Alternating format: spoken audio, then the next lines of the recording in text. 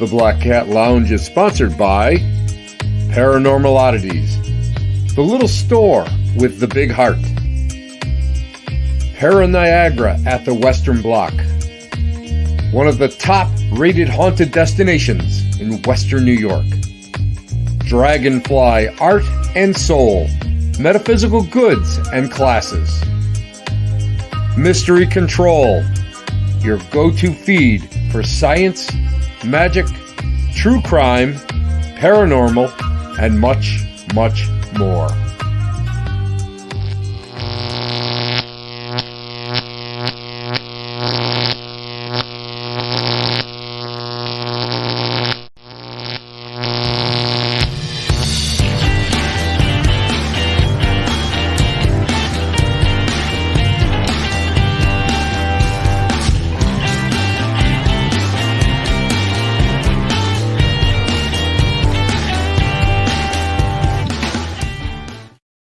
Hey everybody, welcome to the Black Cat Lounge. I am, as always, your most congenial host, Tim Shaw. And you know what? You are the elite. You want to know why you're the elite? Because you're hanging out at the Black Cat Lounge where the elite meet next to the dumpster transfer station, just down the street. And on a hot day, you might be able to smell what the restaurant on the other side of town made for their special. Anyway, hey Colette, how are you? How's things on the other side of the pond? It's so nice to see you. Thank you for stopping by. We got a great show for you tonight. But first, I have to welcome a new sponsor. Yes, that's right. The Black Cat Lounge actually has friends out there in the world. Mystery Control. Mystery Control is a phenomenal go-to source for whatever you're looking for in the paranormal, in the science, and all sorts. It's got so many great leads, feeds, and great merch. So, guys, give that a look. Hey, Gene, how are you? Great to see you. Now, tonight we have a great show, but before we go and we bring on our guest, this guest, I got to tell you what, this guest is like uber cool. And, you know, because, and again, I always say, I get excited about really cool guests because of the fact that, you know, they're different. They do things differently, and they all have a sense of humor. Every one of us that have done these things always have a sense of humor. But anyway, I want to just do just a quick update about the Lockport incident, I call it, the Western Block Art 247, where we had the investigation and yours truly got pushed to the ground, and he's still got skin knees. Like the tears are coming out anyway. But it's like really, we're going to go back in there, and we're working on a date right now. And it's really important that we go and we try to emulate everything that happened that night, try to recreate it, because it was a crazy night. And we did kind of like a post investigative thing where we were all on from Para Oddities on their live channel. And we all kind of realized that like we all kind of ended up spacing out. We all ended up kind of trying to separate us. It was like a weird night.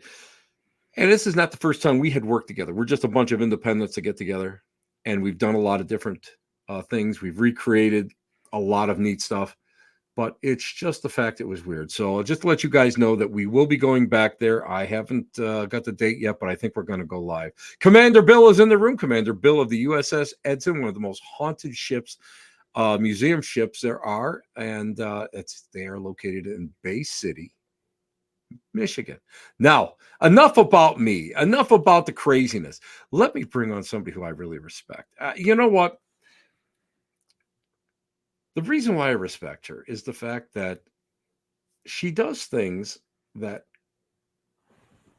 most paranormal investigators don't do. I'm going to tell you what. She is insane. I think she's got a certificate. You go home, go in. I think over her little office, she's got a little thing in there that says, "I am crazy," but she does solo paranormal investigating, and I love that because a lot of people don't realize. I used to do it. A lot of the people. I shouldn't say the guys because there's guys and girls. A lot of the people that I work with, we've all done it at certain times in our lives and certain times in our careers, and it takes nerve and it takes balls sometimes to do this stuff, because otherwise When you're everybody is really, we're all like dynamic and we're all brave when I have somebody behind me. It's a whole different story when you're in a lockdown. You're in a building by yourself, and it's different. That's all I can tell you. It's different because all your senses are uber heightened. You are getting it. You are getting stuff from all over the place. You're getting all sorts of stuff that is just rolling in on you. And it becomes something that is it can be overwhelming. It can be overwhelming. And I do know of people that it's been so overwhelming that their brains have shut off and then they've gone into full-blown panic attacks. And you basically got to go in there and you got to bring them out. So what this young lady does is amazing. It's just amazing. So I want to, without further ado, you know what? I got my list here. I got my official Courtney Buckley notes right here. That's why she's important to me because that's why I have notes. You know what? She's a paranormal investigator extraordinaire, and that is I don't say that lightly. I really don't. I love what she does. Uh, she loves lockdowns. She loves solo investigations. She is the star. I'm going to go. We'll just put it out there. She is the star and official quote unquote ghost bait for the internet hit. And it's a hit. Everybody loves it. Uh, it's called Scared and Alone. I love it. And you know what? She grew up in haunted houses, and we can talk about that. She worked in Salem as a haunted history guide, which I mean, we've all done. I don't know how many of us that do these hardcore investigations. We all started that way, or we all worked with somebody that was, that had a company like that. So we've always done it. And you know what? What I love about her, are you ready for this? This is my favorite because you guys know Moi has a unique collection of objects. My collection, I thought, what? It is human hair. I love the Victorian hair. I love Victorian hair jewelry. I love the lockets. I love that. Memento mori, and as a matter of fact, I'm going to have my newest tattoo. We're going to put this up here real quick. Oh, that's my newest. Let's see if I can get it over here. That's my newest tattoo. It's a planchette, and I'm going to have right up here Memento Mori. Remember, we too shall die. So, guys, let me introduce someone who I met a few years ago, and she is so sweet. She is so nice. She's very knowledgeable, and you know what? I wouldn't mess with her because of the fact she's not afraid to go out there and collect human bones that are ethically sourced. We're not talking about Ed Gein. She's not like Ed Gein. She hasn't been out there digging around for a while. You never know what you find. But let's bring on our friend, great guest, fantastic host, Courtney Buckley. Courtney, how are you? Good to see you. Thank you for being Hi. on tonight. This Thanks for is having great. me. I should have known. I should have known. It's not you, Courtney, unless you have a little something human in your hands. That's the way that works. That's true. And you know what? I'm glad you said that because that was something very humorous for you to say. Oh, that's bad. That was bad. Yep. Ping. That's fantastic. That was good. I didn't see that. I did not see that setup coming. That was really good. That one. You know what? I got to send you $10 in the mail for that one. That was great.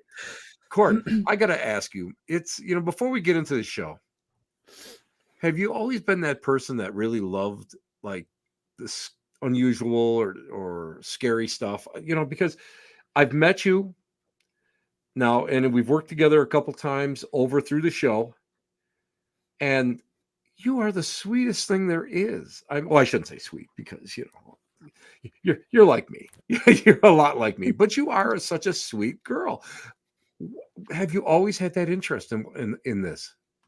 I think, yeah, I think for me, growing up, the scary things, the ghosts, like I grew up with my family thinking that I had ESP and freaking everybody out by like knowing things I shouldn't know and whatever. So, but I grew up in a household where that was very normal. Like nobody questioned my imaginary friends or anything like that.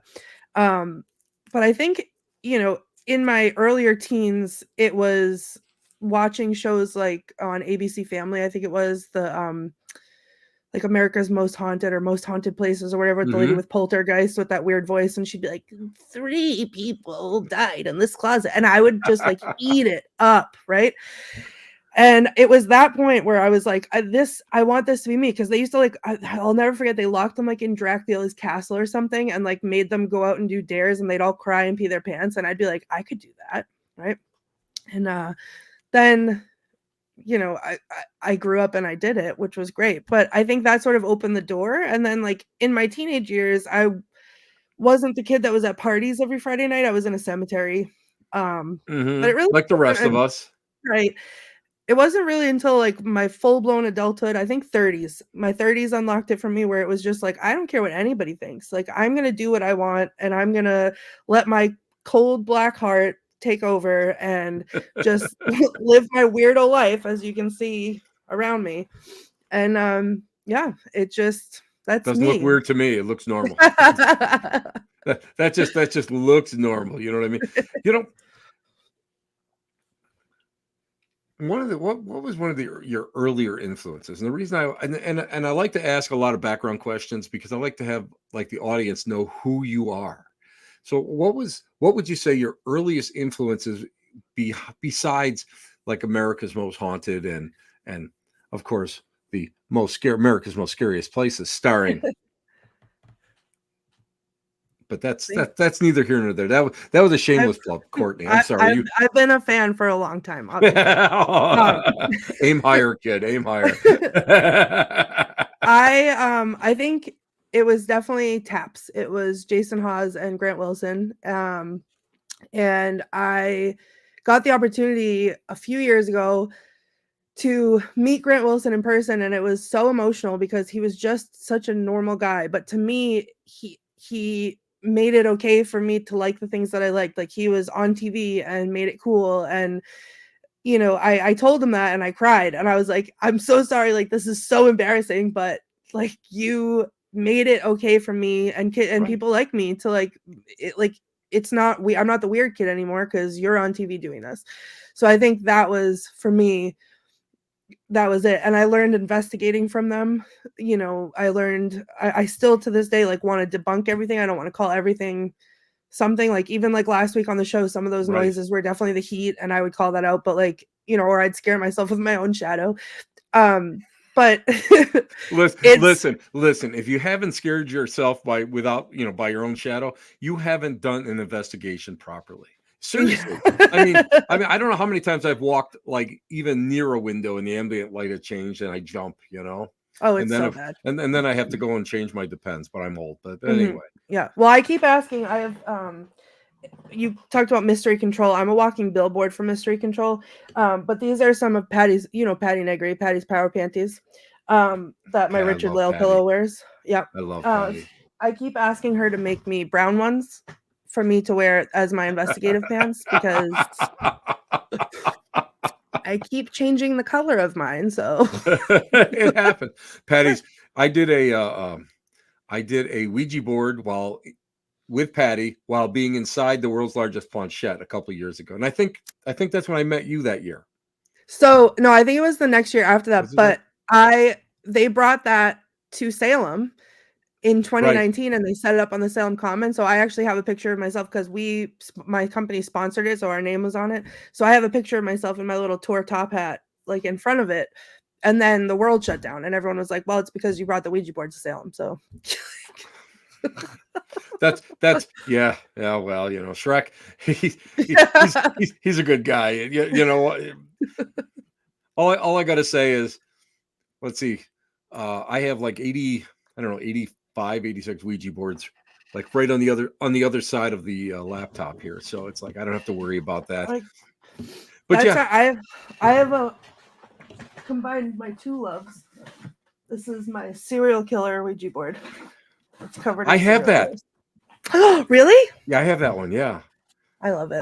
The one I'm It's my getting favorite. next is the Jesus one. Oh, yes. I I'm have get a I don't glow in have the that one dark yet. Jesus right there. There's a glow in the dark Jesus Richard Love sent me. I love that.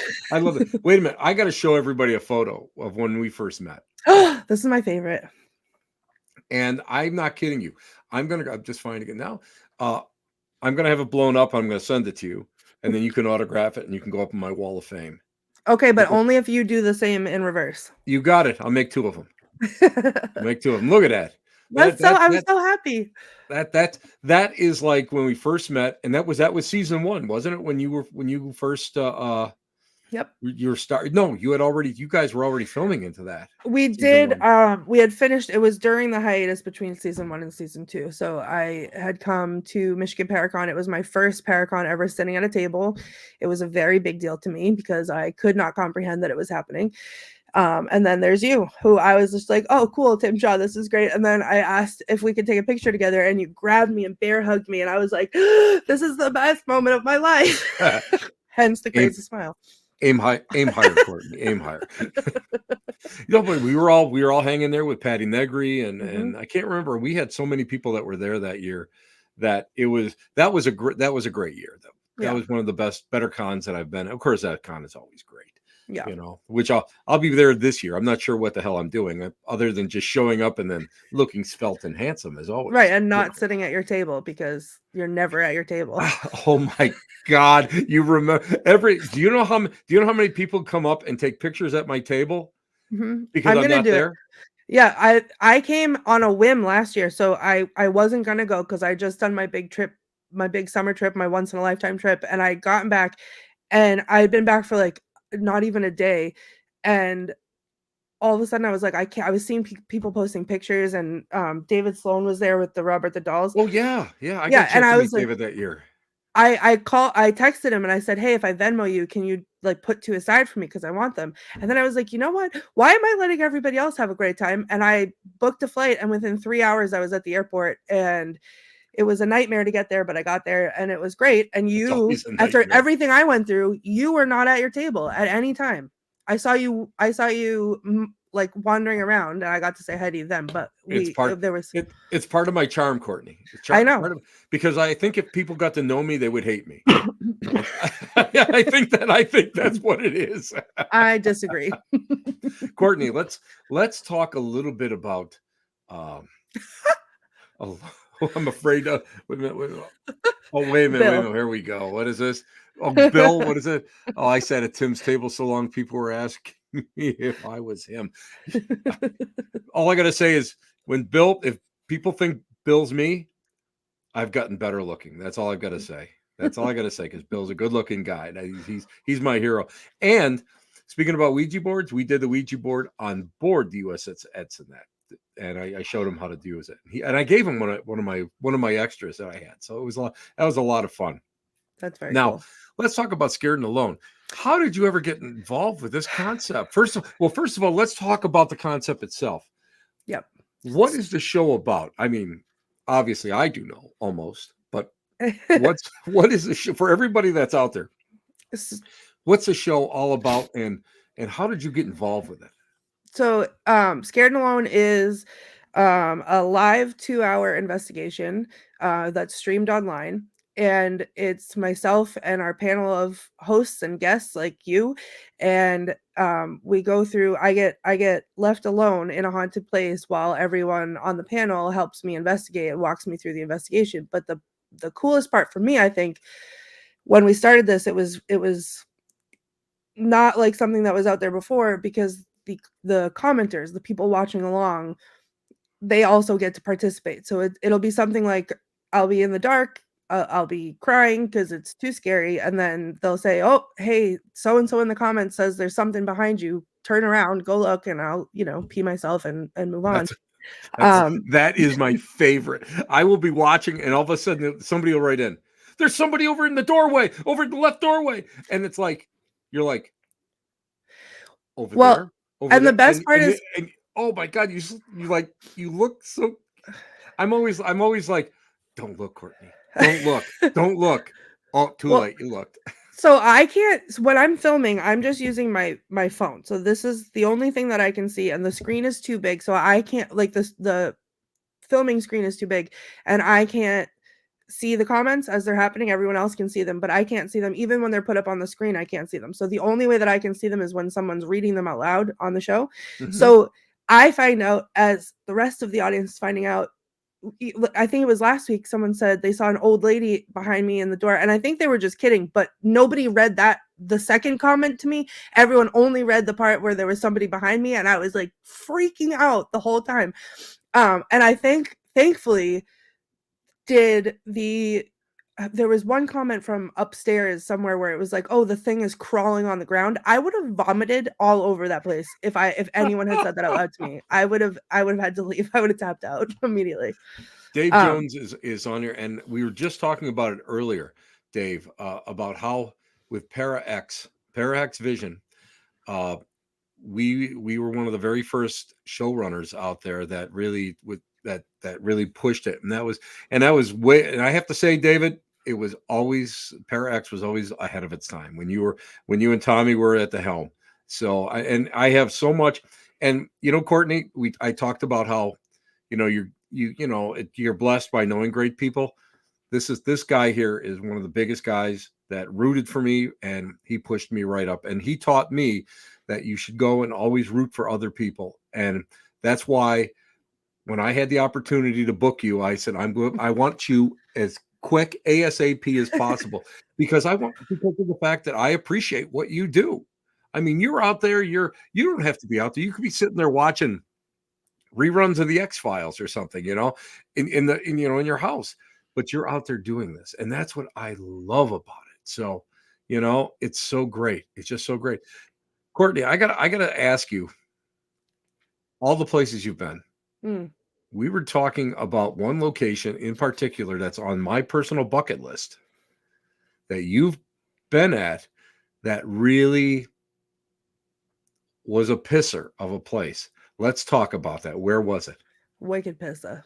Um, it was the Villisca Axe Murder House, and I that was on my bucket list from when I was like 12 years old. When I was watching on ABC Family the Most Haunted America, whatever it was, and I it haunted me. The story, the thought that someone was like hiding up in an attic while these people were sleeping, like waited for them to fall asleep. I had to babysit the night that I heard the story for the first time, and I I was like, I was convinced that somebody was in the house. So it was always on my list. It was anytime anyone would ask me, because that's a popular question, like, what's on your bucket list? It was immediately that all the time.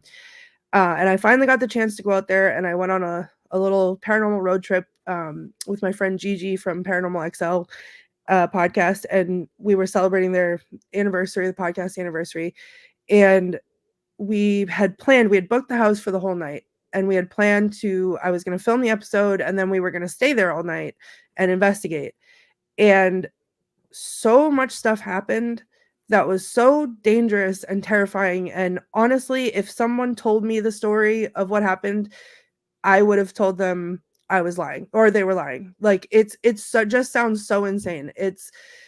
There's a period of time where I'm in the house and I'm standing where the killer stood over the parents, and you can see I said something. I said, I feel like I'm changing. I don't know what that means, but I feel like I'm changing. And then I started to describe myself from the feet up. And by the time I got up, I was gone. And I have no recollection of that time. And you can see it on my face. Like my eyes turn black, my jaw goes slack, the shape of my face changes, like everything changes. And I had done something unprecedented for the show, which was I was too scared to go upstairs by myself. Something was felt wrong, and I asked to bring Gigi in the house with me because I didn't want to do it by myself. And in hindsight, I think I was already being sort of taken over and was looking for someone to bring in the house with me because if we hadn't been live, I would have hurt her. Because I wasn't there, I wasn't myself. It was terrifying to look at. And they are asking me questions. They kind of catch on that something's wrong. And they're asking me questions and asking me name. They ask if they can ask me names, and I said no in like this weird voice. And then they said they started asking me the names anyway. And then I did this weird like laugh that was not me, and I was just kind of ignoring them, and then they had asked me like 2 minutes before, like, what was my K2 meter doing, and I had said, again in a weird voice, "It's dead." Um, but this is now after this, like, line of questioning, I turned to Gigi, who I had somehow trapped in the corner of the room, like, she couldn't get away from me, and I was right next to her, and I looked her dead in her eyes, and I said, "The meter is dead, just like they are," in, like, this Wow. weird voice. And at that moment, Richard Lale recognized something was wrong, like, really wrong, and he said, "Get out of the house, get out of the house, get out of the house," and that's the only thing that I remember, was his voice saying, "Get out of the house." And even me walking out of the house, I look like a robot. Like, there's no expression on my face whatsoever. I get outside, I'm taking breaths, I'm trying to come back into myself. And I turned to Gigi and I said, I'm ignoring everything that everybody's saying to me. And I turned to Gigi and I said, I want to go in the attic. And she was like, what do you mean? And everyone who was watching in the comments was like, 2 minutes ago, she was too scared to go inside upstairs by herself. And now suddenly, like, she needs to go in the attic. Like, this still isn't her. And I set up my camera and I was trying to convince everybody like I was back to myself, but you could even see in the way I was standing. Gigi said I like straightened up and I looked like a lumberjack, like I was standing like a working man, like, and I was standing in front of the thing and I was talking in like the first person. And I said, I want to go upstairs in the attic, but I don't want to look in the children's room because I don't want to see what I did to those kids. And Wow.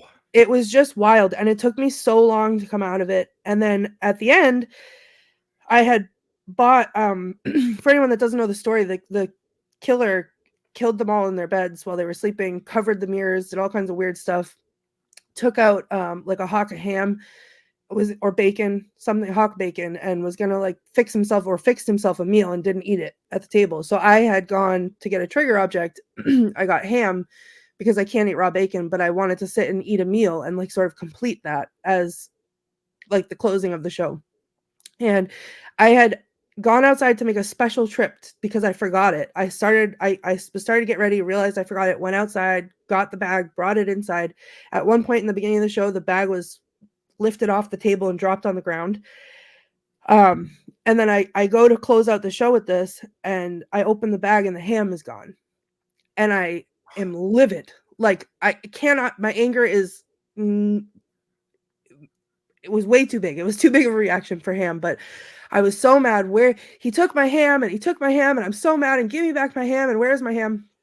And David Sloan said, you know what's going to happen is you're going to find that ham and it's going to be a sign that the killer's traveling with you. And I was like, you're horrifying, and don't say things like that to me ever again. But we end the show. We run out of the house, literally run out of the house. We go out into the barn and the ham is sitting there. So I was like, nope, like I want nothing to do with the ham. So Wow. we cleaned everything up. Wow. We decided we couldn't stay. We couldn't stay. Wow. And I used to make fun of people that would just run from this house because how could you be there and not want to be there the whole night? I was there for 2 hours, couldn't do it. We ran in the house. It was the fastest breakdown of an investigation I've ever seen. We were literally throwing stuff out the door just to get it out of the house so that we could get out of the house. We gathered up all the trash. They said to me, do you want the ham? I said, no, put it in the trash bag. We put it in the trash bag. We put the trash bag in the dumpster, skedaddle out of there, get a hotel room, wake up the next day, we're back on the road to Michigan. And we had completely like rearranged the car, all this stuff, whatever. And we're driving to Michigan, and I go and I open a bag that had never left the car. It did not come into the house with us. It did not come into the barn with us. It had not left the car. I opened the bag to pull something out, and there's the ham. And I was just like, you've got to be kidding me. Like, I can't. And after that, I got home, I couldn't sleep for 5 weeks. It was I experienced trauma in that house, and Yep. I am an avid fan of horror movies. I love playing scary video games, and I couldn't do any of that for 5 full weeks. I slept with the lights on. Like, my then 13-year-old kid or 12-year-old kid would say to me, like, can we just turn the lights off, please? Like, what's so bright in here? I'd be like, nope, can't sleep. Can't do it. So it was, you could not pay me enough to go back. You couldn't pay me enough. It was so dangerous and scary. And it's just, I think the worst part of it is that I had these absolute boundaries that I would set, that I've worked on for years and years and years and years. You will not cross them. You will not come with me. You will not hurt me. you will not anything. And I've never once questioned them. And as soon as I walked in that house, probably even before, honestly, I walked in that house, whatever was there was like, nope, I don't care about those boundaries. Like, where you're out. And it did. It just walked right through them. And Right place. that It's right place, rattled. right person at the right time. And that's what happened to me 2 weeks or a couple Sundays ago when I Yep. got knocked down. It's just no matter how prepared you are for it, Hmm. it just shows that it's energy and it can get to you. We have Gene has a question for you. Let me just bring it up here. What do you do for yourself to recover from something like that? I mean, and I'll tell you what, I mean, I can go and I can tell everybody, oh, well, you can do this, you can do that. This is trauma. And Yep. I know there's only been one place that's really kind of driven me out. And I can tell you that it takes all you can do is sit there and try to just get through it day by day. What did you do? Well, I think that's the most important thing to recognize from this experience. Like, there have been people that have gone in that house and experienced nothing. Right. And so they don't understand what I went through, but what I went through, what y'all went through, people watching went through, the everyone on the show that night went through, it was all actual real trauma. And so what I did was, when I got home, everyone was so kind to like send me messages and give me suggestions and cleanse and do this and do that, and that was all great. But it was a trauma, not just on a spiritual level, it was a trauma to, like, on a mental health level. So I had Right. to just give myself time and grace, and I had to just let myself sleep with the lights on for 5 weeks and be a baby about it until I could feel safe again. And it took literally 5 weeks for me to sleep. The first night I slept with the lights off, I had nightmares, but, like, it's I had to work through it, just like, I would work through any other kind of trauma, because it was real. It wasn't just for TV, it wasn't just for, it wasn't just on a spiritual level, like, that would have been bad enough, but it was a real trauma. Like, I Exactly. almost hurt somebody, and I had to come to terms with the fact that I would have hurt somebody. I could have hurt somebody. Like, it would have ended entirely different if we weren't live on the show.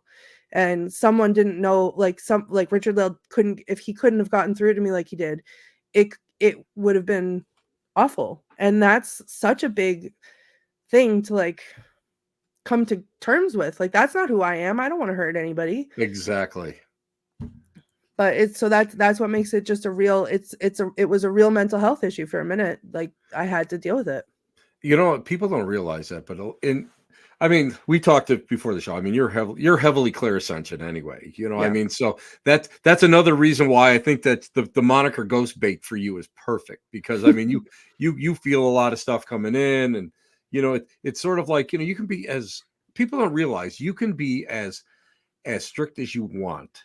And I mean, I'm pretty anal about my boundaries and my control and all that, but it can still sometimes get through, and it can still get to that point.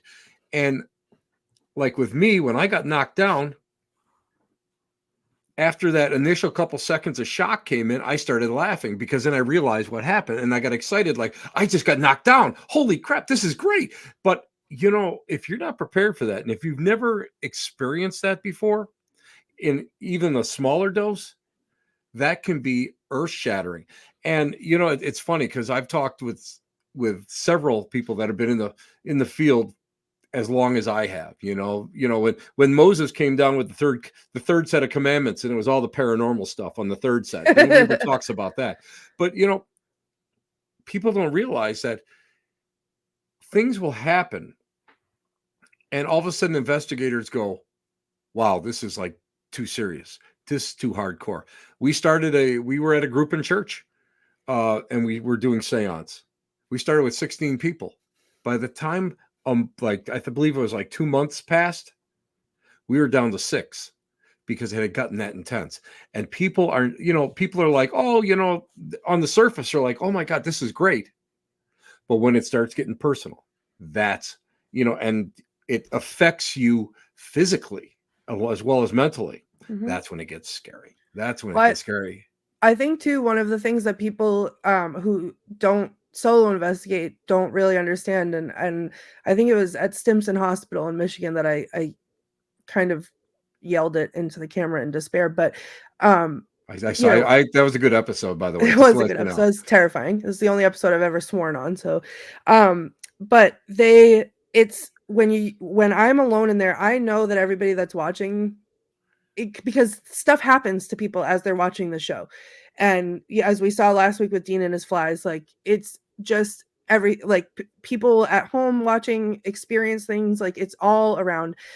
But when you're alone there in that building, you're getting the brunt of that. So when you're Yes. someone who picks up on Yes. those energies or feels it, like I have to deal with every time I'm at a place, the first couple of minutes, it's everybody coming in to check me out and kind of like comes to like, so it's an onslaught of this energy. And then when it starts to get heavier, when it starts to get scarier, when it starts to get to be a lot, yes, people are picking up on it, and yes, people are connecting to it, and yes to all of those.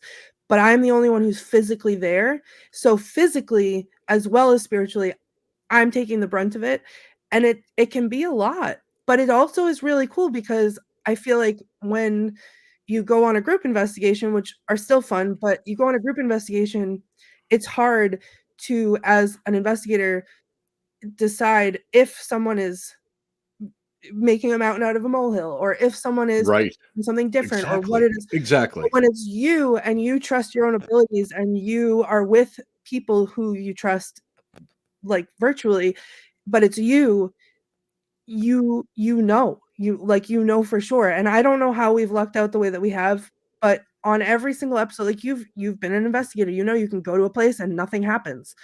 And you can't, it doesn't happen on command, but somehow on every single one of these episodes we've had the most insane things happen. And rock on. We've had just like the most insane things happen, and we've captured it on camera and people are there to see it. And it's experiences for me like that I now have in my, to talk about Hmm. and share with people, and Hmm. it's intense and weird and awesome. I think that's the final word. Awesome is what I think keeps me going, because I'm so jaded, Courtney, when I go out in Mhm, investigations. I really am. Oh, mhm. I hear knock knock. Okay. I've heard it before. Oh, what's on this? What's on this EVP? Oh, get the F out. You're all gonna die. You get used to that. I mean, that's just part of what we do. But when you have something that's that intense, it stays with you forever. And Mhm. I mean, I have a couple of those, and I just sit there and I think to myself, how did I get through that? What an experience that is. And it's awesome. It's just so awesome. That is what I love about it. Wait a minute, and we have to talk about Dean Haglin and flies. What happened was Dean was a guest last week on the show, Well, and Dean's the host. Dean is the host, and he is the host with the most. He's He's hysterical, the he's the big kahuna. and he goes and he's sitting there, and it's cold. It's Michigan, and he's got live flies all over in his lights and flying around. And we're going to him. Well, EVP or EMF. You get a lot of EMF. Spirits are around. They're congregating. He starts freaking a little bit, and I goes all of a sudden, oh no, now there's some that are dead, and it's like by the end of the show, and he has a haunted Roomba that is like I was trying to get him to paint letters on the floor, so maybe it would, like a big Ouija board, the Roomba will take off in the middle of the night and be in the middle of the floor. I think he's hysterical. He's great, but like the rest of the panel, and I'm glad. I mean, I was honored to be even Rob Cohen, who is producer, even suggested that I would come on, and which I absolutely loved. But I mean, you got Patty Negri and Richard Lay and I mean Sloan. I mean, these are people that are these aren't like you know uh, you know uh, well, I was investigating last week, and now I'm a pro. These people are true pros. These people are professionals. They live this life. And I think what's great about it is that, it's funny and everybody can be funny, but when it gets serious, I hear the changes in everybody's voice. And they're like, and Richard Lay goes, "Okay, Courtney, now I want to ground you out." And I mean, he is deadly serious when he's bringing that out. And of course, we all know Patty Negri, the White Witch of Hollywood. All I hear from her is, "Courtney, turn off the light. Courtney, turn off the light." Well, they love torturing me. Courtney, now, bucket lists. We all have bucket lists. Is there anything on your bucket list that you really want to go and visit? And I just want to extend an invitation to you and to the show. If you guys ever get up into the Western New York area, Niagara County, there's a place called Western Block, Art 247. It's a gallery, and that's where I just got pushed. So just let you know, there's some stuff going on in that place, and it's a big old manufacturing place, and it's the police have been in. Twist my arm. Twist my arm. You got it. Well, you got it. I'm just gonna I want to extend the invitation. They asked me to extend it to you, but the police have gone in there, and one of them just said, "I heard this place is haunted. They got it on CCTV." And he turned around, he walked away, and left a rookie standing there. So that's what type of place. So if you get a chance, come on over there. But well, so really, I've been tonight. I've been with the show. We went. Tracy, I saw her in the comments here. I did Palmyra. I love Palmyra. My God, isn't that a great location? And not for nothing, but that just shows the range of the show. Like, I was playing with the kids with the cat toys. Yep. The light up balls. They were interacting with them and playing with them, and then we do funny, and we do like let's all torture Courtney, and then but then we went down in the basement, and I was singing to them and bawling my eyes, like snot everywhere, bawling my eyes out because of the emotion there, and it's just beautiful, like the range of things that we do on the show that goes on there. Well, just a background for everybody. Palmyra, it is the Palmyra Historical Museum and Phelps General Store, and it's a complex of, I think, 4 or 5 buildings.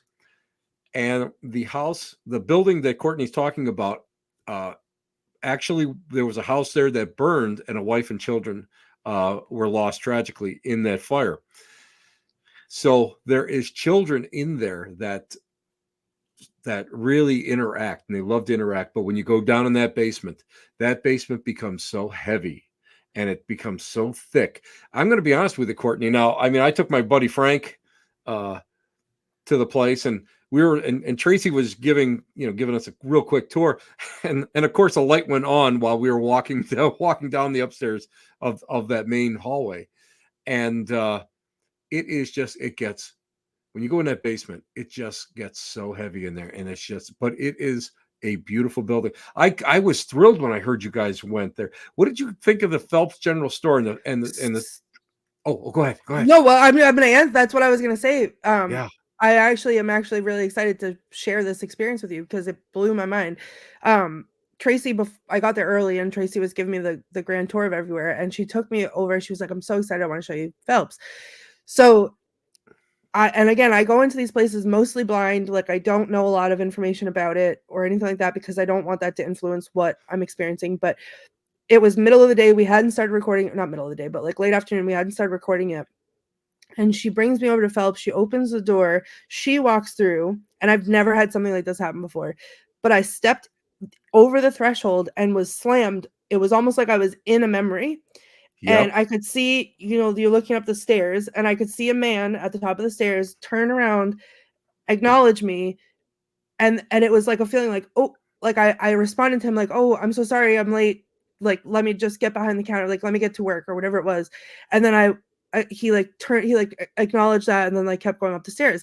And I was like, "Whoa, hold on. Like, this weird thing just happened. Like, I have to tell you about it. Just because it's never happened before, like, let me just vomit this at you and tell me what you think." And she listens to me, and I describe the man, and she's like, I need you to come in the other room with me." So I'm like, okay. So she took me Oh. in to the general store and she says, I want you to go look at the counter where all the pictures are. She's like, I want you to go look at the counter. And there he was.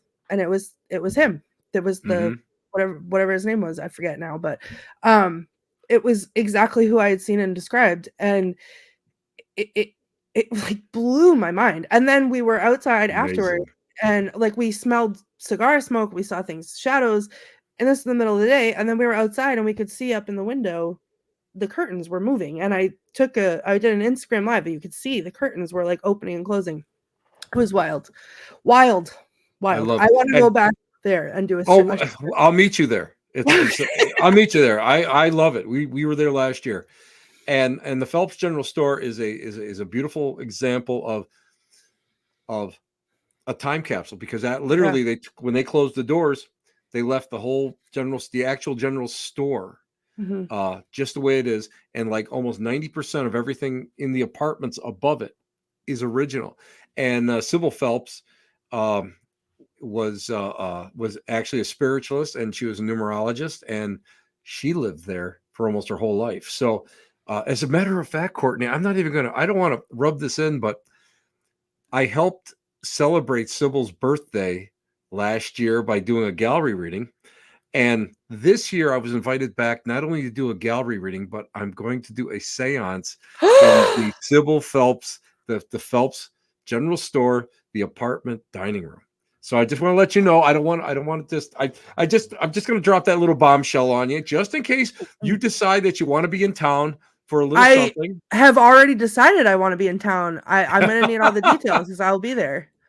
So yeah, I'll send you some details, but and it's a fundraiser to help the museum out. And I love, to be honest with you, there are certain places in this world that I just love helping, and I just love that area so much.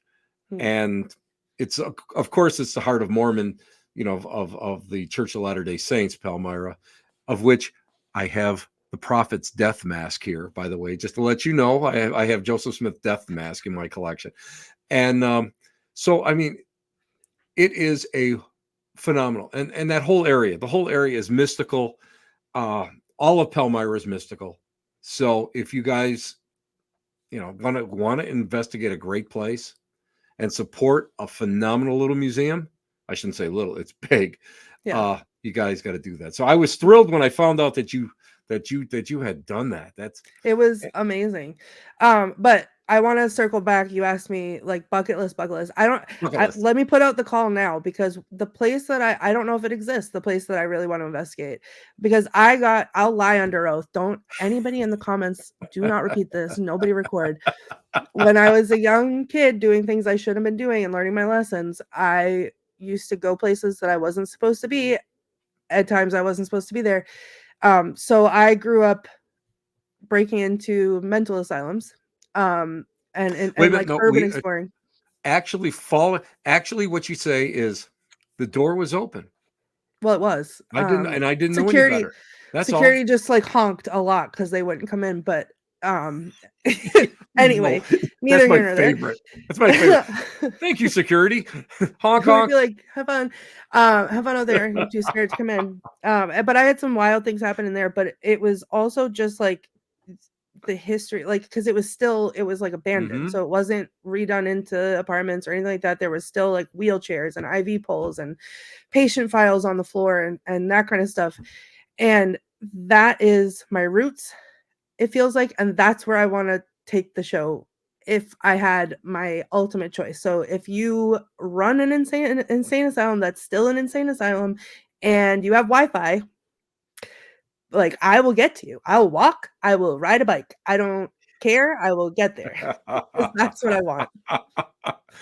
Courtney, this has been a quick hour. Quick hour. And you know what I forgot to do? Let me put this little ticker tape up because Oh, this is the website for Scared and Alone. And you guys mhm. have got to go and check it out. So Courtney, tell us what's coming up next on Scared and Alone.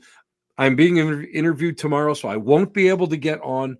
I can't participate in the show, unfortunately, which pains me. But tell everybody where you're going. I shouldn't say tomorrow, for Friday. Right. So I don't know that we've released the info yet. I don't know when we do that, so I am not sure yet if I'm supposed to say where, but there is a place. I am going somewhere on Friday. It will be live on either Facebook or Oh, YouTube or all that. Our handle on all the socials is at Scared Alone Live, and you can watch and comment along.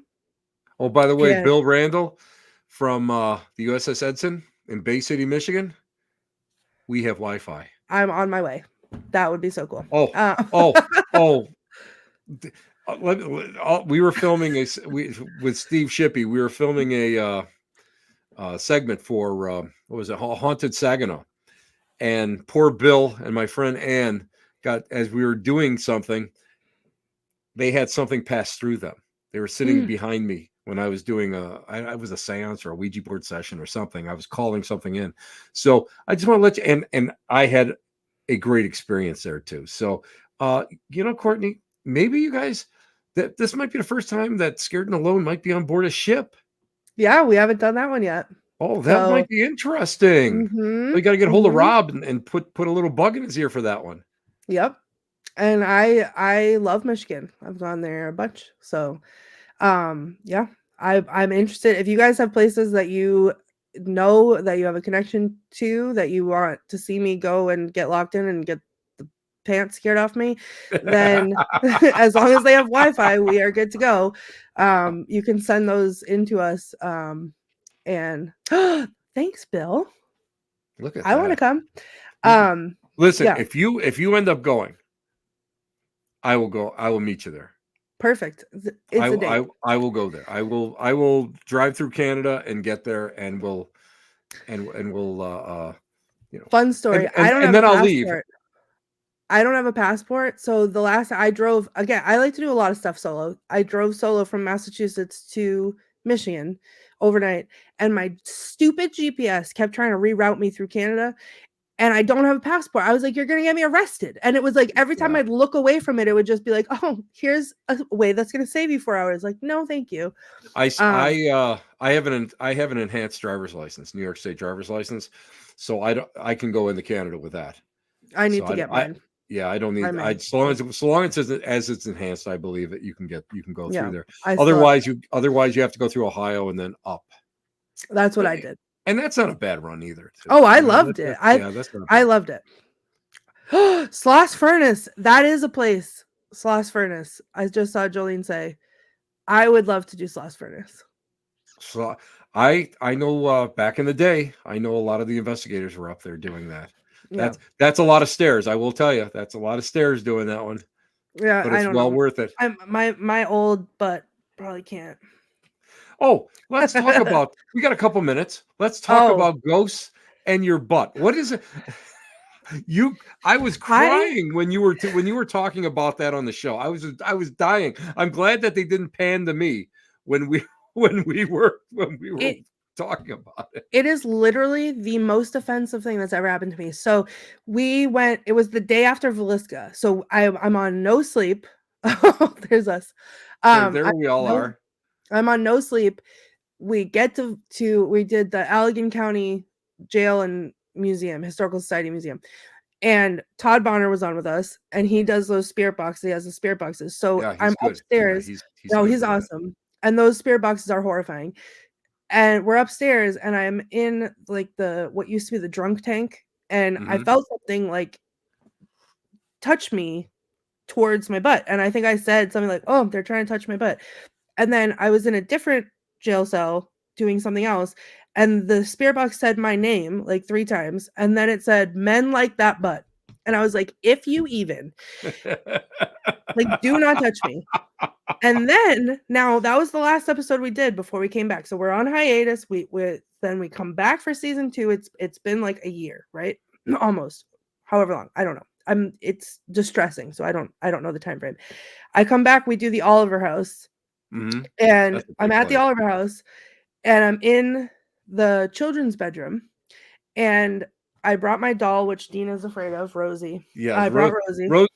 He doesn't like any dolls that have button eyes. No, and she's like that on purpose. Like someone made her and she's beautiful and I love her. But um I'm he's terrified of Rosie and I got Rosie in self-defense because they always make me touch the dolls and I hate them. So now if I can scare them enough with Rosie, maybe they won't make me touch the other dolls. But anyway.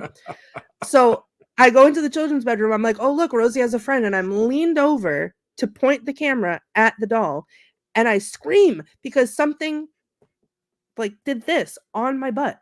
And I was like, I cannot. I did not give consent. Do not touch my butt. And I don't know what it is, but they just keep doing it. And it's literally horrifying. Like, It's listen, just because they died doesn't mean that they're not a pervert. That's all. but for real. That's the way it works. Gettysburg, we were investigating a house that was built in the late 1700s, and it was like a woman went to use the washroom, and she came out and she had said something grabbed my butt, and we're going something grabbed your butt, and somebody got an EVP that said striped panties. And we went and said, well, I mean, I don't want to ask you, but, and she goes, yeah, I'm wearing striped panties. So that Oh was something. Yeah. my Yeah. So that God. happens. I mean, that's just because they die doesn't mean that that they all of a sudden become angelic, that Well, just doesn't happen. that's like everybody's favorite question to ask when they find out you're psychic is like, oh, did my loved ones watch me while I'm in the shower or like doing things? And everyone's like, oh, no, that's not how it works. Well, maybe it is because they don't stop talking or touching my butt. Like it's just, and then Patty's like, don't say butt because they're getting offended. I'll be like, they touched it. I'm going to say it. Like it was me whose butt got touched. That's too funny. And that would be Patty. That'd be Patty. Yeah. She's all right. Courtney, I got to thank you so much for being a guest on the show. This was great because I get a chance to really get to know you a little bit better. And I know that I think we're going to be working one-on-one together somewhere along the line. Somewhere along the line. I know we're going to do that. And guys, you have to go and you have to watch Scared and Alone. It is a great show. It's a fun show. And they have merchandise. So even moi, I'm even looking at merchandise that I might want as like maybe perhaps an early birthday gift. I think my wife is listening in, I hope. But anyway, you know what? You are a true delight. And again, I mean, you're doing stuff that most paranormal investigators, even seasoned ones, would not do. They would not do that. And I really give you so many kudos for doing that because it's just it pushes the limits. And that's what I think what we're supposed to be doing as investigators. We're supposed to be thinking outside the box. We should be thinking about experiments. We should be thinking about pushing it just a little bit further. And believe me, solo investigations, everybody said to me when I was coming up the ranks, you never do a solo investigation. My question is why? It's better. It's better. I feel like there's less if you're an actual investigator who cares about the investigating part, and I'm not knocking anybody for anything that they do or anything that they believe in, but if you think about it from a scientific approach, there's less interference. Exactly. That's exactly the whole idea and the premise behind it. And people aren't getting that. Courtney, stay on the line. I want to thank you properly off the air. Again, you're a true delight. Thank you for being on. And this was fun. It was so much fun. It's so refreshing to hang out to hang out with somebody who really understands what I love, and how I love to do things. So right back at you. We'll be comparing notes. Can I just say to everybody watching, thank you so much for all your comments. Tim, honor and a privilege. I will come on anytime you want me to. Perfect. My nights are free for you. So well, anytime. You know that don't say that because it's going to be like, Courtney, I had a drop. You want to come on? Yep. The answer is yes every time. You're my hero. We'll talk to you in just a couple seconds. And that's a great Courtney Buckley, Alone and Scared. Again, people don't realize that I think it's like so amazing that someone like her will come out there and do this. I know hundreds, maybe even more than 100 of people that do paranormal investigations, but none of them would do that. None of them will go out there and do something solo, even to the point of going into a room and sitting there by themselves to do a solo vigil. They won't do that. So this is a young lady that really goes and she puts her money where her mouth is. And the show is fun because, it's a little lighthearted, and that's the way investigations should be. They should be a little bit more lighthearted. If you're going to go for a cleansing, you're going to go and do this clearing or whatever, that's a whole different story. But if you're doing an investigation to get the proper interaction, it should come from a level of joy, some fun, and yeah, the little thrill rides, a little adrenaline rush. That all should be part of it. So, guys, thank you for watching. This has been Tim Shaw. Where else? We're at the Black Cat Lounge, where the elite meet. Where? Next to the dumpster transfer station. Guys, take care. Be good. You know what? Be kind. Try to help the little old lady that's going into the bank. Open the door for her. I know who you are that didn't do it. I saw you. I should have taken a picture of you anyway. Ciao, babies. Take care. Bye-bye.